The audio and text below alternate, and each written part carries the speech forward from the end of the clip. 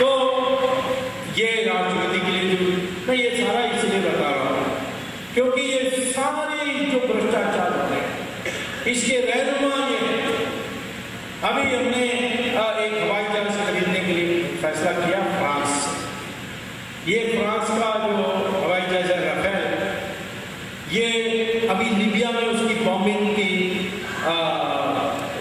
Sorties हुए थे, NATO forces के तरफ से उन्होंने राफेल को भेजा, फिर स्वीडन ने अपने विगन को भेजा, फिर यूरो ने कोई टाइफून भेजा, अमेरिका ने F-16 भेजा, ये सब लोगों ने अपना हवाई जहाज भेजा लीबिया को बॉम्ब करने के लिए। और एक एनालिसिस आई है सबसे महंगा पेट्रोल कंजम्पशन में, ऑयल कंजम्पशन में, मेंटेनेंस में सबसे महंगा राफेल निकलती है और दुनिया में कोई देश तैयार नहीं हुआ राफेल खरीदने के लिए।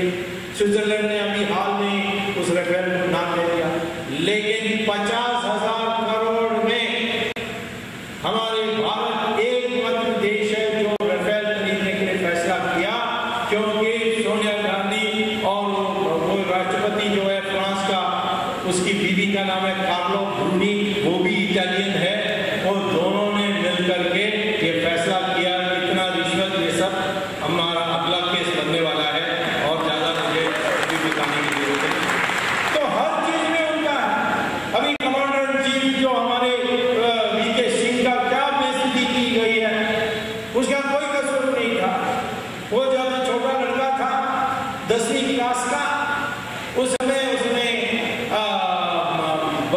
सेना में भर्ती होने के लिए फॉर्म भरने के लिए, अंग्रेजी में था फॉर्म, उसने स्कूल टीचर से कहा भर दो, तो स्कूल टीचर ने सब ठीक भरा, परंतु डेट ऑफ बर्थ ने महीना का गलती नहीं किया, तिथि का गलती नहीं किया, ये जो साल थी इसकी गलती की। 1951 की जगह में उसने 1950 कर दी, 50 में यानी एक साल के बाद। ये जब भर्ती हुआ तब मिलिट्री ने पूछा तुम्हारा डेट ऑफ बर्थ बताओ, और स्कूल उस तक उसने 10th क्लास पास कर ली थी, वो उस समय उसको मैट्रिक कहते थे, मैट्रिक का सर्टिफिकेट भेजो, मैट्रिक सर्टिफिकेट में 1951 लिखी है, और 1951 बर्थ डे तो इस साल उसको रिटायर नहीं होना है। लेकिन ये बड़ा ईमानदार कमांडर चीफ था, इसने कोई भ्रष्टाचार होने नहीं दिया। सुखना का जमीन का घोटाला हुआ, सब बड़े ऑफिसर्स को उसने छुट्टी कर दी। तो इतने सारे परचेजेस की थी, उसमें कमीशन कमाने की बात थी, उसमें उसने नाम कहते गए। तो इसको इस सवाल को उठा के झूठा बना करके उसने ये 1950 की डेट करा के इसको अगले मास में, मई मास में उसको रिटायर कर रहे हैं। यानी वो अगले साल रिटायर हो रहा है। तो क्या होता है, जो अभी बनाने के लिए फैसला हुआ है विक्रम सिंह, वो नहीं बनता। विक्रम सिंह कांगो में गया था, उसका वहां नाम खराब, कश्मीर में गया उसका वहां नाम खराब, उसके बेटी यानी ससुर बहू है वो तो पाकिस्तानी है। तो ये सारे होते हैं, इसको क्यों और भ्रष्टाचार में महिर है। तो इसीलिए ये सारे लोग जो सेना की खर्चे खरीदी में कमीशन कमाने चाहते हैं, उन्होंने ये किया। इसके पीछे भी सोनिया गांधी। अब क्या कर रहे हैं मनमोहन सिंह की हाल ये है, लोग कहते हैं कि कैसा है मनमोहन सिंह जो है, यानी सिंह तो लायन होता है। मैंने कहा देखो सर्कस में 5 सिंह होंगे और एक दुबला पतला रिंग मास्टर होगा, और वो कहेगा ऊपर चढ़ो, और ये सिंह सब ऊपर चढ़ेंगे, सीढ़ी पर चढ़ेंगे, मेज पर चढ़ेंगे। एक सिंह के पास इतनी ताकत है कि वो पंजे से मारे इस रिंग मास्टर को मर जाएगा। तो वैसे ही सिंह है हमारी मनमोहन सिंह, सर्कस का सिंह है। और ये सोनिया गांधी कहेगी ऊपर चढ़ो, ऊपर चढ़ेंगे। प्रधानमंत्री के पद के पास इतनी ताकत है, तभी ये हाल है। तो वो चुप बैठे और कहते हैं मैं क्या करूँ, ये हाल है। जैसे भीष्माचार्य द्रौपदी का वस्त्र देखते रह गए, वैसे ये भी देखते रहे। मैं विवश वही कहा था, कृष्ण भगवान ने कहा था अर्जुना को कहा कि ये नैतिकता के सवाल पर मत जाओ, इसने अपराध किया इसलिए देखते रहे। तो मनमोहन सिंह की बारी आएगी, परंतु अभी इसको नहीं भेजना है, क्योंकि इसकी जगह खाली अकेला होगा तो और भी देश का नुकसान होगा।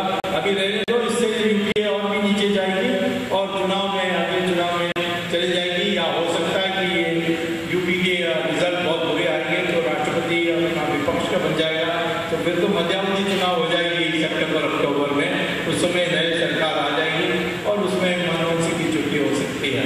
तो मैं आज ये आपको ये भूमिका बताने चाहता हूँ कि इतना बड़ा घोटाला, 60,000 करोड़ की रिश्वत इस तरीके से किया गया और हमारी सुप्रीम कोर्ट नहीं होती तो ये सब बाहर नहीं आती।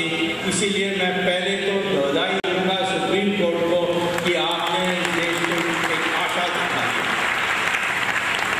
अब सुप्रीम कोर्ट भी किस तरीके से जमाना किस तरीके बदलने तो सोच रहे हैं, तो देखा जाएगा। मुझे लोग पूछते हैं अच्छा ठीक है इन लोगों ने कमा लिया तो क्या बुरा है, काम तो हो रहा है, काम ऐसा नहीं हो रहा। ये पैसा कहाँ जाता है? ये पैसा जाती है आधा तो यहाँ मिल जाती है, आधा विदेश चली जाती है। विदेश कौन से रूट से जाती है? हवाला के रूट से जाती है। हवाला कहाँ से जाती है? दुबई के रास्ते से जाती है। दुबई से रास्ते से जाती है तो दुबई में पकड़ किसका है? पाकिस्तान का है, ISI का है। तो कोई भी हवाला का होगा वो पाकिस्तान को सलाम भरे बिना जिंदा नहीं रह सकता है दुबई।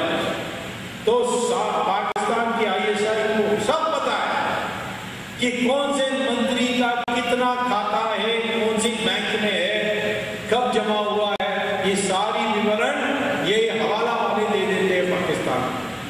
इसीलिए पाकिस्तान के खिलाफ हमारे मंत्रियों को किसी को हिम्मत नहीं है स्टैंड लेने की। ये जो अफजल गुरु है उसको सुप्रीम कोर्ट ने कह दिया फांसी दे दो, क्यों नहीं दिया अभी तक? इतने साल हो गए हैं, 5 साल नहीं दिया।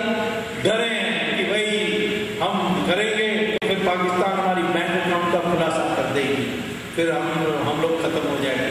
ये ब्लैकमेल हो रहे हैं हमारे मंत्री सारे पाकिस्तान से। ये भ्रष्टाचार के कारण, पैसा विदेश में भेजने के कारण ये हाल हो गए। इसी प्रकार से वो बैठा कसा, वो तो चिकन तंदूरी रोज खाता है, वो तो कहता है कि इतना अच्छा जीवन मुझे पहले कभी नहीं था। यानी इंडिया का जेल में जो मैंने जीवन बिताया वो तो पाकिस्तान में नहीं बिता सका। तो ऐसे क्यों उसको भी छोड़कर रखा, क्यों? यही कारण है। पाकिस्तान के लोग आते हैं हमारे देश में, पाकिस्तान में ट्रेन होकर आते हैं, जिस कैंप से आते हैं वो भी जानते हैं, तब भी हम जाकर के बमबारी नहीं कर सकते उस कैंप की, डरते हैं। अमेरिका ओसामा बिन लादेन के लिए अंदर घुसा, उसके घर में गया, उसको गोली से मार दिया और उसको दफन करने के बजाय उसकी उसको क्रिमेशन करा करके उसकी सारी जो रिमेन्स थी, अंत्येष्टि थी, उसको उसने समुद्र में डाल दिया। क्या कर सका पाकिस्तान? हम क्या दाऊद इब्राहिम को ऐसे नहीं पकड़ सकते? नहीं डरते हैं क्योंकि पाकिस्तान क्या कर देगा हमारा। तो पहला कमजोरी है, तुम्हारे नेता सब कमजोर हो जाते हैं।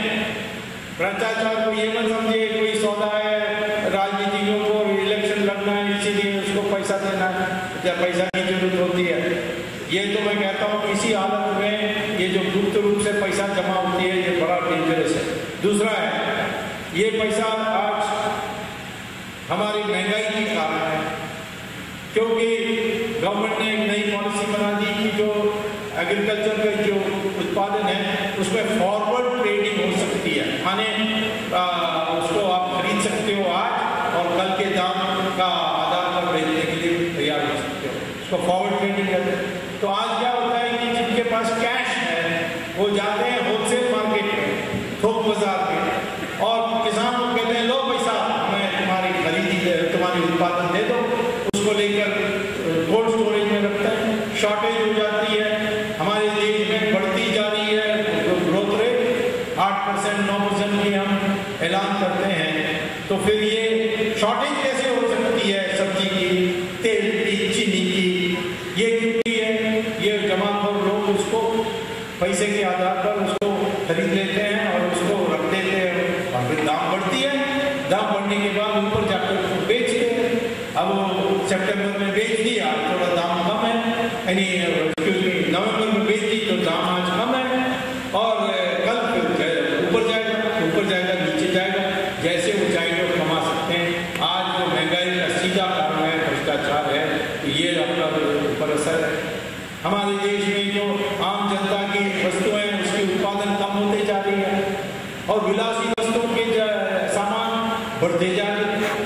क्यों? कारण क्या है? कारण ये है कि जो जिनके पास काला धन है वो तो फैक्ट्री नहीं बना सकते, इनकम टैक्स वाले पीछे आ जाए, तो वो अपना विलासी जीवन बिताते हैं।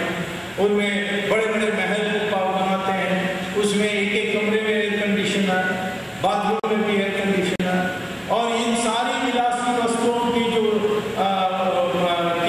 इंडस्ट्री है उसकी जो मुनाफा बढ़ते जाती है।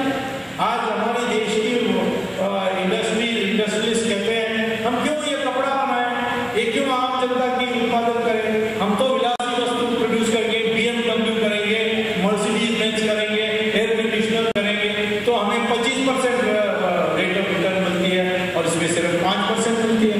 तो आज 70% हमारी पूंजी है वो प्रत्यक्ष और अप्रत्यक्ष रूप से जा रही है विलास वस्तुओं के उत्पादन। तो आपकी सारी इकोनॉमी उल्टा हो रहा है। फिर उसी प्रकार से हमारी जो पैसा है जो विदेश जाती है उसके लिए चिदम्बरम साहब ने पार्टिसिपेटरी नोट बनाई है। वो क्या है? कागज है, वो जाके आप विदेश में खरीद सकते हो, इंडियन पासपोर्ट दिखा करके उसको यहाँ वापस ला सकते हो और उसको स्टॉक मार्केट में लगा सकते हो। स्टॉक मार्केट ऊपर नीचे आज क्यों जा रहा है? ये विदेश हमारी पैसा जो वहां से जाकर वापस आती है और मॉरिशस के रास्ते से आएंगे तो आपको कैपिटल गेन टैक्स भी देना होता है। अभी तक क्या होता था कि पैसा आप स्विट्जरलैंड में जमा करोगे तो आपको 2% सर्विस चार्ज देना होता था, ब्याज नहीं मिलता था स्विट्जरलैंड में, सर्विस चार्ज आपको देना होता। अब उनको क्या हो गया कि पैसे को उस रूट से लाओ और अब क्लीन व्हाइट मनी बन जाती है और स्टॉक मार्केट में लगा करके खूब कमाओ और स्टॉक मार्केट को भेड़ा कर दिया। मिडिल क्लास जीवन सत्यानाश हो गया है इस कारण से। तो एक तरफ आपकी राष्ट्रीय सुरक्षा की समस्या और ये पार्टिसिपेटरी नोट के अनुसार के कारण आज टेररिस्ट भी स्टॉक मार्केट में पैसा कमा रहे हैं। आपके ऊपर बम डालने के लिए, आपके ऊपर RDX की उनको उड़ाने के लिए करने के पहले जो खर्चा है वो स्टॉक मार्केट में जाकर कमाते हैं। हमारी स्टॉक मार्केट ही टेररिस्ट को फाइनेंसिंग कर रही है, ये हमारे नेशनल सिक्योरिटी एडवाइजर ने इंटरनेशनल कॉन्फ्रेंस में कहा है। तो इतनी व्यापक असर है भ्रष्टाचार का कि ये देश डूब जाएगी यदि हम इसको मिटाएंगे नहीं। और मिट सकता है, ये मत सोचिए कि भ्रष्टाचार मिट नहीं सकता है। इसके 2 स्तर पर हमें काम करनी है। पहला स्तर है कि जो यानी भ्रष्टाचार करते हैं उनको पकड़ना चाहिए, उनको अंदर करना चाहिए, उसके लिए मेहनत करनी पड़ेगी, करेंगे तो असर पड़ेगा और ये शुरुआत हो गई है। दूसरा है कि हम ऐसे यंत्र का उपयोग करें जिसमें विवेक अधिकार ऑफिसरों का ना हो। जैसे रेलवे रिजर्वेशन में पहले स्टेशन मास्टर को खुशामद करो, फिर उसके बाद टिकट कलेक्टर को खुशामद करो, कभी आपको मेरिट पर वेटिंग पीरियड के अनुसार आपको रिजर्वेशन नहीं होती। फिर ये कंप्यूटराइजेशन है, कंप्यूटराइजेशन के कारण आज भ्रष्टाचार रिजर्वेशन में न्यूनतम हो गई, यानी है पर बहुत कम हो गई।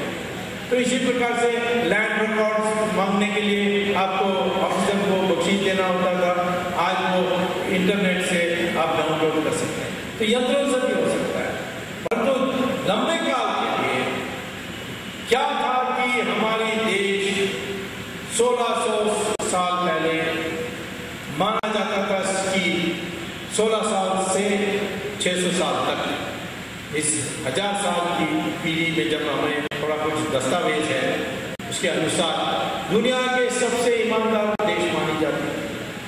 चाइना से आए फासियन 400 AD में हमारे यहाँ संस्कृत के ग्रंथ को इकट्ठा करने के लिए बौद्ध धर्म पर, और उन्होंने पुस्तक लिखा कि एक बात है हिंदुस्तान के बारे, यहाँ की जनता दुनिया के सबसे ईमानदार लोग हैं। क्यों है? क्योंकि वहाँ अपने घर से बाहर निकलते हैं तो घर का ताला नहीं लगाते। हम कोई सामान उनके घर में छोड़ के आ जाए तो फिर हमारी पीछा कर करके वापस करते हैं। यही 700 साल के बाद आए युआन चांग, चाइना से आया, ये था। फिर वास्को दा गामा आया, उसने उसने भी यही कहा कि सबसे ईमानदार देश। फिर अमेरिका से मार्क ट्वेन आया, उसने भी यही कहा 400 साल पहले। अब ये इतनी ईमानदार देश इतनी भ्रष्ट कैसे हो गए, ये हमें सोचना है। हम ईमानदार इसलिए थे क्योंकि हमारी जो सिद्धांत थी, हमारी जो संस्कृति थी, उसमें पैसे के आधार पर हमने समाज में प्रतिष्ठा पा नहीं सकते थे। हमारे देश में जो सबसे ज्यादा समाज में प्रतिष्ठित व्यक्ति थे वो ज्ञानी होते थे, और उनका पास कोई शस्त्र नहीं था, उनके पास कोई धन नहीं था, उनके पास कोई जमीन नहीं था। ऋषि भृगु ने एक बार कहा था ऋषि भारद्वाज को कि समाज को स्थिर करना है तो विकेंद्रीकरण करना है। 4 सत्ता के आयाम है, उस आयाम को बांट देना चाहिए। तो भृगु भारद्वाज ने पूछा कौन से 4 है? उन्होंने कहा पहला सत्ता का हिस्सा है ज्ञान, ज्ञान से सत्ता मिलती है, सत्ता की शक्ति मिलती है। दूसरा है शस्त्र, तीसरा है धन, चौथा है जमीन यानी भूमि। ये 4 हैं, इनको ऐसा बांट देना चाहिए किसी व्यक्ति के पास एक से ज्यादा नहीं होना चाहिए। जिसके पास ज्ञान है उसके पास शस्त्र नहीं होना चाहिए, उसके पास भूमि नहीं होना चाहिए, उसके पास धन नहीं होना चाहिए। उसी को ब्राह्मण कहा है। ब्राह्मण वो नहीं है जो ब्राह्मण घर में पैदा हुआ, ब्राह्मण है जो अनुशासन कर उस अनुशासन के साथ चलता है। ज्ञानी होना चाहिए, उसके पास कुछ शस्त्र नहीं होना चाहिए, उसके पास कोई धन नहीं होना चाहिए, उसके पास कोई जमीन नहीं होना चाहिए। वो होता था ब्राह्मण। आज हो गया ब्राह्मण जो ब्राह्मण घर में पैदा होता है, माँ बाप ब्राह्मण है ब्राह्मण। तो ऐसा होता तो फिर वेद व्यास कैसे महर्षि माने जाते होते थे? वेद व्यास की माँ तो मछुआरा थी और उन्होंने महाभारत लिखी। वैसे ही वाल्मीकि को कहते हैं कि उनके माँ बाप दलित थे, वो महर्षि बने, रामायण की। और कालिदास ये तो जंगल में घूमते थे, पेड़ को शाखा को काटते थे और उन्होंने बाद में बने कवि और महर्षि बन गए। इसी प्रकार से विश्वामित्र कहाँ ब्राह्मण घर में पैदा हुए, वो तो क्षत्रिय घर में पैदा हुए, परंतु ऋषियों के ऋषि बने विश्वामित्र। तो हमारे इसमें कभी जन्म से नहीं था। ये श्री कृष्ण भगवान कहते हैं गीता में, गुण से बनता है मरना, और यही सब जगह में कहा जाता है। किसी ग्रंथ में पढ़ लीजिए, कभी जन्म से नहीं है, विकृति है लेकिन जन्म से जुड़ गई। हमारे देश में जवाहरलाल नेहरू को पंडित कहते थे, ये तो केम्ब्रिज यूनिवर्सिटी में 3rd क्लास में पास हुआ था। पंडित कहना था तो डॉक्टर अम्बेडकर को कह सकते थे। उसको केम्ब्रिज यूनिवर्सिटी से, कोलंबिया यूनिवर्सिटी से PhD मिली इकोनॉमिक्स में। लंदन से उसको बैरिस्टर की डिग्री मिली। वो पढ़े लिखे थे, उन्होंने पुस्तक लिखी, वो ज्ञानी थे, उसको ब्राह्मण मान सकते। कालिदास यानी वाल्मीकि को मान सकते तो अम्बेडकर भी मान सकते। बट ये सब बन गई है विकृति, ये अब बहुत बढ़ गए हैं। हमारे देश में वैसे जो एकता हमें ढूंढनी चाहिए, हमने ढूंढी नहीं। हम सब तो एक है, हमारी सारी DNA एक है। आज जो रेस कहते हैं वो तो रक्त का जो ढांचा है उसको DNA कहते हैं। और DNA आपको बाल से भी पता हो सकता है। चमड़ा का आप स्क्रैच करोगे, वो जो चमड़ा का पीस निकलेगा उससे भी DNA पता कर सकते हैं। और मैंने किया है, कई लोगों